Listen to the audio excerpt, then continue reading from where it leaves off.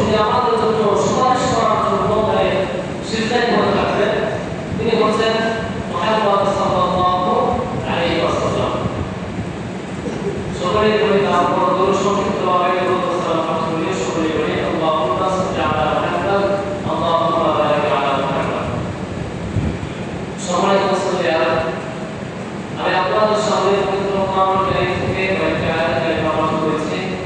আল্লাহ সুবহানাহু ওয়া তাআলা যদি আমাকে তৌফিক দান করেন এই আয়াতকে সামনে রেখে আমার সংক্ষিপ্ত খুতবা শেষ করব ইনশাআল্লাহ। আজকে আমাদের আলোচনা করার বিষয় হচ্ছে মানুষের জীবনের উদ্দেশ্য কি। আজকে আলোচনার বিষয় হচ্ছে আল্লাহ সুবহানাহু ওয়া তাআলা মানুষদেরকে কেন সৃষ্টি করেছেন, এই একটা প্রশ্ন নিয়ে আমরা আজকে আলোচনা করব ইনশাআল্লাহ। তো তার আগে আমি আমার মূল আলোচনায় যাওয়ার আগে আপনাদের সাথে কিছু কথা শেয়ার হচ্ছে। প্রথম কথা যে দাঁড়িয়ে কথা দেওয়ার জন্য আমি বসে প্রতিনিয়ত অবস্থা হয় এবং একটু সমস্যা যার কারণে দাঁড়িয়ে কথা দিতে হচ্ছে। এটা একটা বিষয় আলোচনা হচ্ছে আল্লাহ রাব্বুল আলামিন সূরা আ'রাফের 204 নম্বর আয়াতে বক্তা এবং শ্রোতা পরিচয় দিচ্ছেন। এই যে আপনারা শুনছেন, আমি কথা বলছি, আল্লাহ রাব্বুল আলামিন এভাবে সূরা আ'রাফের 204 নম্বর সূরা জারিয়াতের 204 নম্বর আয়াতে বলছেন ওয়া ইযা কুরিয়াল কুরআনু ফাসতামি'উ লাহু ওয়া আনসিতু লা'আল্লাকুম তুরহামুন। যেখানে কোরআনের কথা বলা হয় সেখানে তোমরা ফাসতামি'উ তোমরা চুপ থাকো। আল্লাহ রাব্বুল আলামিন বলেন যেখানে কোরআনের কথা বলা হয়, মুফাসসিররা এটা ব্যাখ্যা করেছেন যেখানে তিনি আলোচনা করা হয়, তিনি বৈঠক করেন, সেখানে তোমরা যে বক্তা কথাগুলো বলে সেগুলো তোমরা মনোযোগ দিয়ে নিশ্চিত বিরোধ হয়ে শোনো। শুনে কি লাভ? আল্লাহ রাব্বুল আলামিন তাআলা বলেছেন লাআল্লাকুম তুরহামুন, হতে পারে তোমাদের উপর আল্লাহ রহমত বর্ষিত করবেন। সুবহানাল্লাহ। আল্লাহ বলেছেন তোমরা আলোচনার মনোযোগ দিয়ে তোমরা কথাবার্তা না বলে চুপ করে শোনো। আর যদি চুপ করে আলোচনা শোনো তাহলে বলছিল কি আল্লাহ বলেছেন লাআল্লাকুম তুরহামুন, হতে পারে এই আলোচনার মাধ্যমে আল্লাহ তোমাদের উপর রহমত বর্ষিত করবেন। এখন এই রহমতটা কি? রহমতটা হচ্ছে এটা বিভিন্ন পর্যায়ে হতে পারে। যেমন ধরেন একজন বেলা আছে, কোনদিন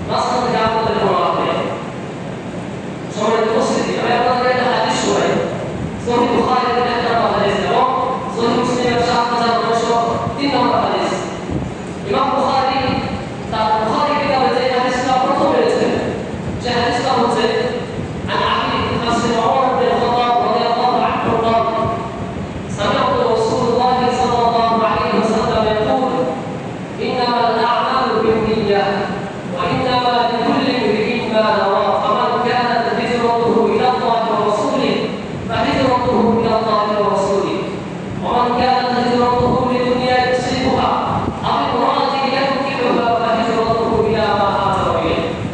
এখানে আল্লাহ রাসূল সাল্লাল্লাহু আলাইহি ওয়াসাল্লাম বলেছেন যে প্রত্যেকটা কাজ প্রত্যেকটা আমল নিয়ত করলে খুশি। আপনার আল্লাহ রাসূল নিজে ব্যাখ্যা করেছেন কেউ যদি আপনার আল্লাহ রাসূলকে পেতে চায়, কেউ যদি নিয়ত করে যে আমি আল্লাহ রাসূলকে পাবো, সেই দিকে ছুটে চলে ফাহিজরতুহু ইলা আল্লাহি ওয়া রাসূলিহি, তার হিজরত তার চাওয়া পাওয়া সেদিকেই গোপন হবে। আর যে ব্যক্তি আমি মুরাদি ইয়ানকিহুহা দুনিয়া মুসলিমা, যে ব্যক্তি দুনিয়া থেকে হিজরত করবে, যে ব্যক্তি দুনিয়া চাইবে, অথবা আমি মুরাদি ইয়ানকিহুহা কেউ যদি সুন্দরী কোনো স্ত্রীকে বিবাহ করার জন্য হিজরত করে, তাহলে ফাহিজরতুহু ইলা মা হাজারা ইলাইহি, তার হিজরত সেদিকেই বলে গোপন হবে। আমি যখন রাজশাহী বলি তখন আমাদের উস্তাদ যখন এই হাদিসটা পড়াতেন তখন বলতেন, আমাকে নাম ধরে বলতেন যে তোমাদের দাবি হচ্ছে ময়মনসিংহ থেকে রাজশাহী এসেছো, এখন যদি তুমি এই নিয়ে আসো যে তুমি এখানে কোনো সুন্দরী নারীকে বিবাহ করবে, তাহলে হতে পারে আমরা তোমাকে একটা নারীর ব্যবস্থা করে দিবে। আর তুমি যদি এই নিয়ে হিজরত করো যে না এখানে এসে আমি হাদিস পড়বো আলিম করবো, তাহলে আল্লাহ তোমাকে একজন আলিম হিসাবে কবুল করবে। সুবহানাল্লাহ। তাহলে এই যে আমরা মসজিদে এসেছি, এটা কি হবে? একটা হিজরত, একটা নিয়ম যে আমরা এসেছি, তাহলে আমাদের হিজরতটা কি করতে হবে? হিজরতুহু ইলা আল্লাহি ওয়া রাসূলিহি, আল্লাহ তাআলা রাসূলের দিকে আমাদের হিজরত করতে হবে। সেই তৌফিক আল্লাহ সুবহানাহু ওয়া তাআলা আমাদেরকে দান করুন। আমরা যে কথাগুলো বলবো সেগুলো আল্লাহ সুবহানাহু ওয়া তাআলা আমাদেরকে আমল করার তৌফিক দান করুন। সকলে বলি আল্লাহুম্মা আমিন। সম্মানিত উপস্থিতি, আমি আমার মূল আলোচনায় চলে যাচ্ছি। আল্লাহ রাব্বুল আলামিন পৃথিবীতে অগণিত মাখলুকাত সৃষ্টি করেছেন। কেউ বলে যে এগুলো বর্ণিত অগণিত, আল্লাহ রাব্বুল আলামিন তার চেয়ে বেশি মাখলুকাত সৃষ্টি করেছেন। এবং এই যে আল্লাহ মাখলুকাত সৃষ্টি করেছেন, এই মাখলুকাতগুলো সৃষ্টি করার পর আল্লাহ রাব্বুল আলামিন বলছেন ওয়ামা খালাকনাস সামাআ ওয়াল আরদা ওয়া মা বাইনাহুমা লা'ইবা। আল্লাহ বলছেন আসমান এবং জমিনের মধ্যে আমি যা কিছু সৃষ্টি করেছি এগুলো এমনি এমনি সৃষ্টি করিনি, বাকি আমরা এমনি এমনি অনর্থক আমি কিচ্ছু সৃষ্টি করিনি। আল্লাহ বলছেন ওয়ামা খালাকনাস সামাআ ওয়াল আরদা ওয়া মা বাইনাহুমা লা'ইবা, এই যে আসমান এবং জমিনের মধ্যে আমি যা কিছু সৃষ্টি করেছি এগুলো আমি খেলনা বসার জন্য সৃষ্টি করেছি। আল্লাহ এই যে সাধারণ ছোট্ট একটা পৃথিবীটা এমনি সৃষ্টি করিলেন, বড় ভূমির মধ্যে ক্ষুদ্র থেকে ক্ষুদ্র একটা বড় পাতা আল্লাহ এমনি সৃষ্টি করে নাই। শীতের দিন ঘাসের উপর জমে থাকা শিশিরের বিন্দুকে আল্লাহ সুবহানাহু ওয়া তাআলা এমনি সৃষ্টি করে নাই। এগুলোর পিছনে আল্লাহর একটা উদ্দেশ্য আছে, আল্লাহর একটা কারণ আছে। আল্লাহ রাব্বুল আলামিন এই যে পৃথিবী সৃষ্টি করেছেন, এটার পিছনে একটা উদ্দেশ্য আছে, একটা কারণ আছে। আর এই কারণ সম্পর্কে আল্লাহ রাব্বুল আলামিন বলছেন সূরা যারিয়াতের মধ্যে বলছেন, আল্লাহ রাব্বুল আলামিন বলছেন ওয়ামা খালাকতুল জিন্না ওয়াল ইনসা ইল্লা লিয়াবুদুন। আরেকটা বিষয় মধ্যে আয়াত বলেছে ওয়া ইযা ক্রিয়া কুরআন আল্লাহ সুবহানাহু বলছেন। আর সূরা যারিয়াত 17 নম্বর আয়াতে বলছেন ওয়ামা খালাকনাস সামাআ ওয়া মা খালাকতুল জিন্না ওয়াল ইনসা ইল্লা লিয়াবুদুন। আমি মানুষ এবং জিনকে সৃষ্টি করেছি একমাত্র আমার দাসত্ব করার জন্য। কিসের জন্য? আজকের আলোচনার বিষয় আল্লাহ মানুষকে কেন সৃষ্টি করেছেন, আর এটার উত্তর আল্লাহ রাব্বুল আলামিন নিজেই বলছেন যে আমি মানুষ এবং জিনকে সৃষ্টি করেছি একমাত্র আমার দাসত্ব করার জন্য, একমাত্র আমার ইবাদত করার জন্য। উত্তর কি পেয়েছেন? আল্লাহ আপনাকে সৃষ্টি করেছেন কি জন্য? এটা হচ্ছে আপনাদের কাছে প্রশ্ন। এখন উত্তর হচ্ছে আল্লাহ রাব্বুল আলামিন বলছেন যে আমি জিন এবং মানুষকে একমাত্র আমার ইবাদতের জন্য সৃষ্টি করেছি, অন্য কোনো কারণে, অন্য কোনো উদ্দেশ্য নয়। তো এখন আসেন আমরা আরেকটা আয়াতের দিকে তাকাই। আল্লাহ রাব্বুল আলামিন সূরা আস-সাজদা 32 নম্বর সূরা এবং 13 নম্বর আয়াতে বলেছেন ওয়ালাউ শি'না লা'আতাইনা কুল্লা নাফসিন হুদাহা ওয়ালাকিন হাক্কাল কাওলু মিন্নী লা'আমলা'আন্না জাহান্নামা মিনাল জিন্নাতি ওয়ান নাসি আজমাইন। আল্লাহ রাব্বুল আলামিন এখানে কঠোর একটা কথা বলেছেন। কোরআনে যত ভয়ঙ্কর আয়াত আছে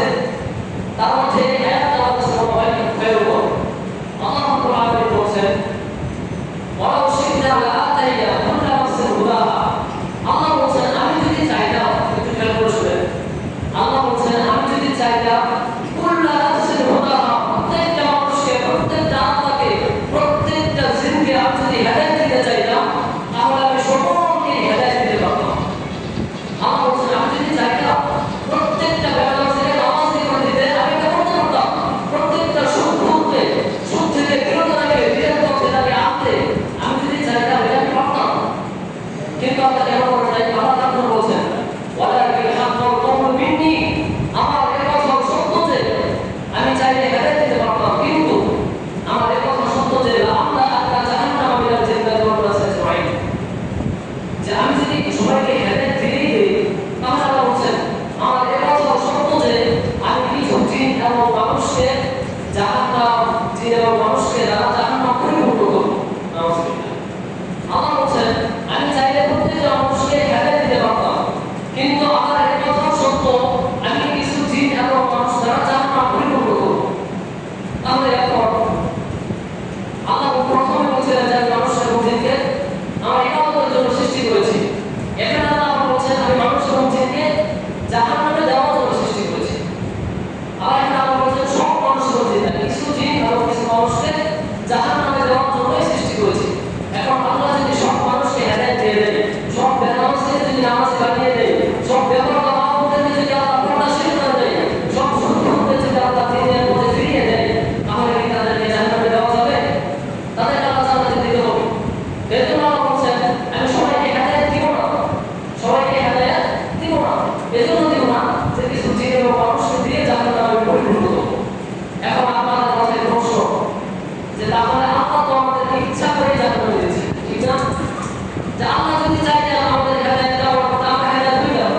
আল্লাহ যদি আমাদেরকে হেদায়েত দিতেন, তাহলে আমরা হেদায়েত হইতাম। আল্লাহ হেদায়েত দিচ্ছেন না বলে আমরা হেদায়েত হচ্ছি না, ঠিক না? এরকম প্রশ্ন করার কোনো সুযোগ নেই। আমরা যখন ঈমান এনেছি, ঈমানের রূপ হচ্ছে কয়টি? ছয়টি। কয়টি? ছয়টি। এই ছয়টি রূপের মধ্যে একটা হচ্ছে তাকদীরের প্রতি ঈমান আনা।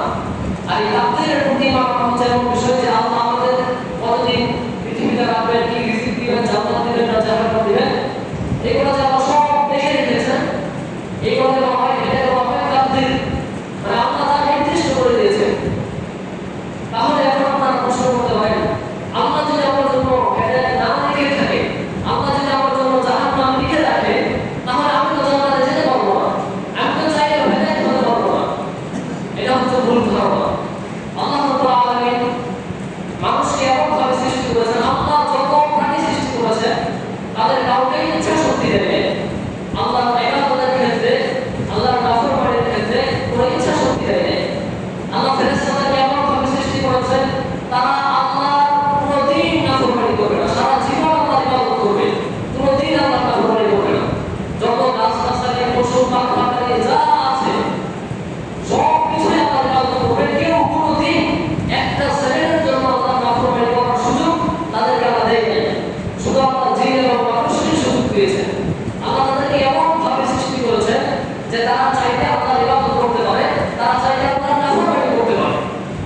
তো এখন আসেন আমি যদি একটা উদাহরণ দিই, ধরেন একজন ক্লাস টিচার 10 জন ছাত্রকে সে কোচিং করায় বা পড়ায় না। তো পরীক্ষা আসার মোটামুটি 10-15 দিন আগে সেই ক্লাস টিচার বলছে যে 10 জন ছাত্র থেকে কোন ছাত্রটা ঘুরে ক্লাস দিতে পারে বা পাস করতে পারে। তখন দেখা গেছে পরীক্ষার পরে স্যার যে ছাত্রটাকে বলেছিল যে এই ছাত্রটা ভালো রেজাল্ট করবে, সত্যি সত্যি পরীক্ষার পরে ছাত্রটা ভালো রেজাল্ট করেছে। এখন আপনারা কি বলবেন যে স্যার কি ওকিম জানে? স্যার কি ওকিম জানে? স্যার কি ওকিম জানে না। স্যার ওই ছাত্রের মেধা যাচাই করে স্যার জানতো এই ছাত্রটা কিরকম লেখাপড়া পারে, তার বেড কিরকম, সে পাস করবে না ফেল করবে, এটা কিন্তু ওস্তাদের একটা ধারণা আছে, আছে না? ওস্তাদের অবশ্যই একটা ধারণা আছে আপনার ছেলের চরিত্র কিরকম, আপনার স্ত্রী কেমন মানুষ, আপনার মেয়ে কিরকম, আপনার সন্তান কিরকম, এগুলো কি আপনারা জানেন না? জানেন না? আপনারা জানেন? তা আপনি আপনার ছেলের সম্পর্কে জানেন যে আপনার ছেলের মন মানসিকতা কিরকম, ঠিক সেভাবে স্যার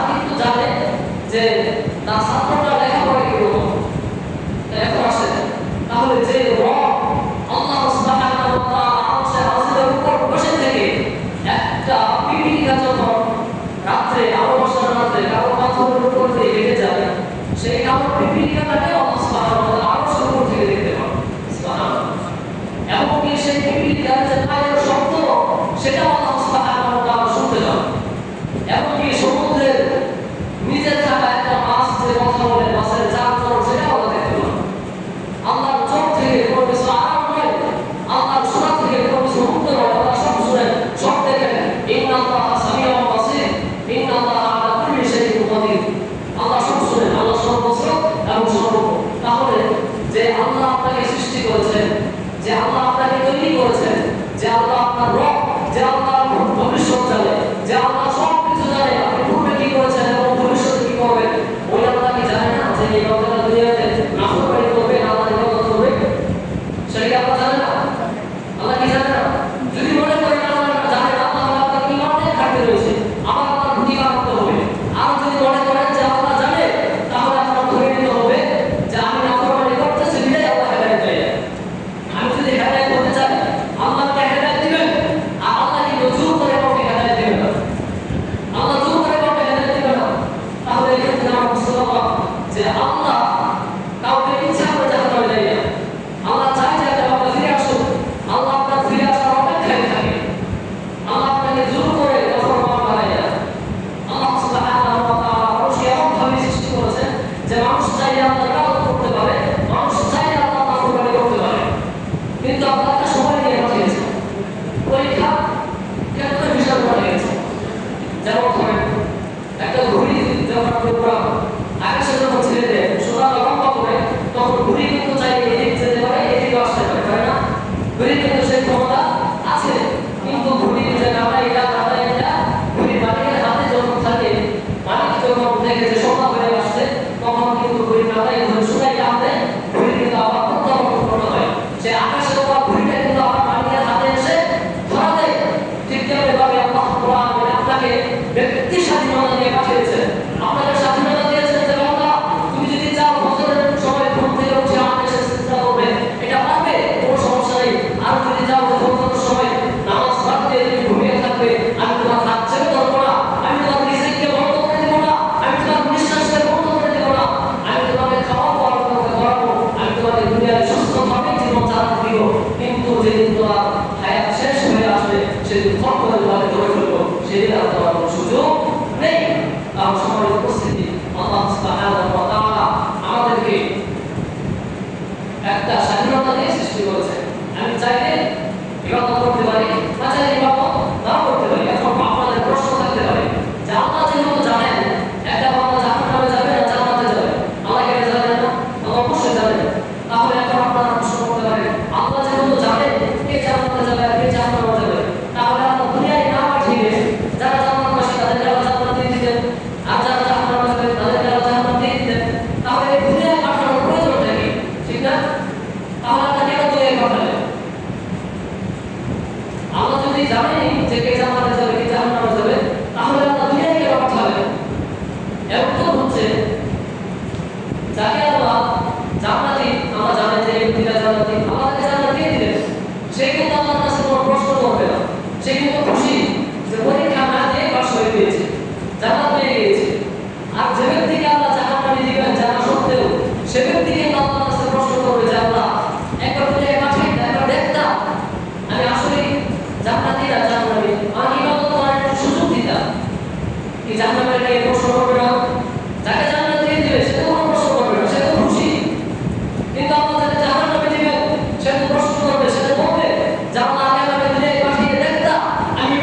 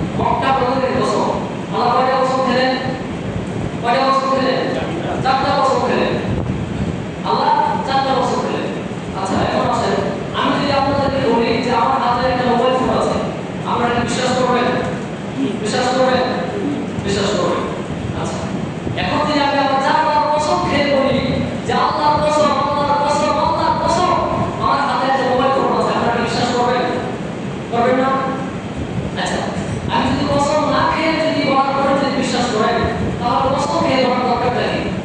আমাদের সমাজে দেখবেন যখন একটা কথাকে বিশ্বাস করে না তখন আমরা কসম খেয়ে বলি, ঠিক না? যে আল্লাহর কসম এটা করি নাই, বা আল্লাহর কসম এটা করেছি।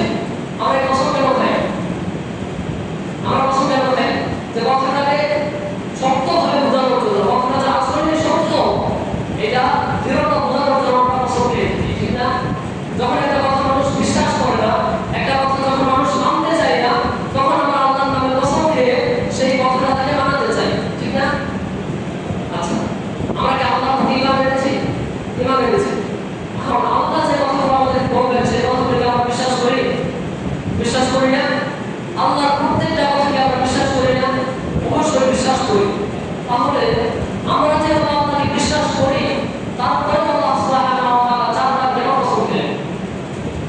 বলেন, আল্লাহ একটা সূরাতে চারবার কেন কসম খেলেন? যেখানে আল্লাহ বলতে পারতেন কসম না খেয়ে, আল্লাহ কি বলতে চাচ্ছেন সেটা স্পষ্ট করে দিতে পারতেন কসম না খেয়ে, কিন্তু আল্লাহ কেন কসম খেলেন? আল্লাহ মানুষদেরকে বোঝানোর জন্য কেন কসম খেলেন? এর মধ্যে অবশ্যই রহস্য রয়েছে, এর মধ্যে অবশ্যই তাৎপর্য রয়েছে, এর মধ্যে অবশ্যই কথার একটা গভীরতা আছে, ঠিক না? আল্লাহ সুবহানাহু ওয়া তাআলা সূরাটির মধ্যে চারবার কসম খেলেছেন। আসলে আমরা একটু ব্যাখ্যা করার চেষ্টা করি। আল্লাহ রাব্বুল আলামিন প্রথমে বলছেন ওয়াত-তিন, তিন ফলের কসম, ওয়াজ-যাইতুন, যাইতুন ফলের কসম, ওয়া-তুরি সিনিন এবং সিনাই পর্বতের কসম, ওয়া হাযাল বালাদিল আমিন, পবিত্র এই মক্কা নগরীর কসম। আল্লাহ রাব্বুল আলামিন চারবার কসম খেলেন। একটানা চারবার কসম খাওয়ার পর আল্লাহ রাব্বুল আলামিন ছোট্ট একটা কথা বলেন। সেই ছোট্ট কথাটা কি? লাকাদ